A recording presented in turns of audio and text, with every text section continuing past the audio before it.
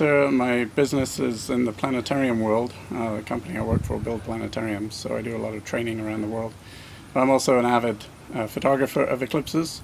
I've seen them in Kenya, the Mediterranean, the Caribbean, just off the coast of South America, and a few other places too. So it's kind of the event that you want to try and get to the main eclipse track to see. It's probably the best event in nature you will ever see in your life. The first eclipse I was a 20-year-old kid, and I flew from England, where I lived, to Kenya, and we went to the coast of Kenya. Turned out to be near a NASA rocket launch site, and so during the eclipse we had 4 or 5 rockets launch, which really added to the spectacle. And I took many cameras, too many actually. You should keep it simple to photograph the eclipse.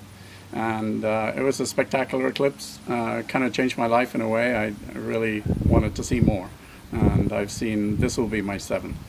Well, the partial eclipse here in Kansas will last a few hours, but the total eclipse itself is about 2.5 minutes if you're up in Nebraska or north of Kansas City, and that's the main event. If you're not around in that narrow band of the main shadow, which is about 70 miles wide, if you're not in that, you miss the main event. It will be like buying tickets to the Super Bowl and sitting in the parking lot listening on the radio.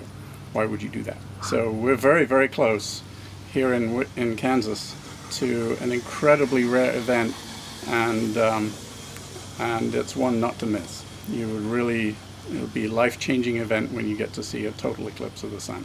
Heading to Wyoming.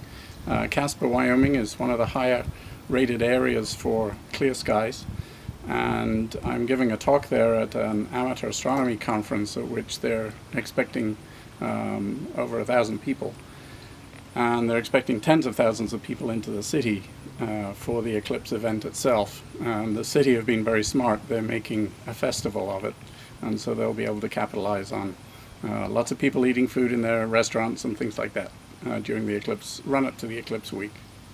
The main tips is to get a hold of a pair of proper solar eclipse glasses like these.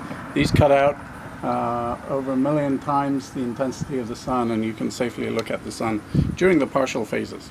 During the total phase, you don't need these. You just look at it's about as bright as moonlight. But you must have some protection.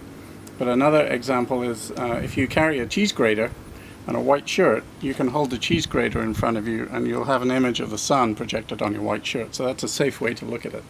If you have a telescope, you must have a solar filter on the front end.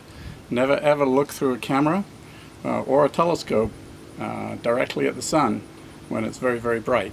That will damage your eyesight.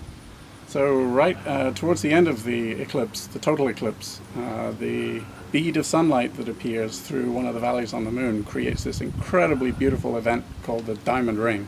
And it's spectacular, lasts about 1 or 2 seconds, and then it's gone. And you have to put your glasses back on. And everybody right after that asks, when can I see that again?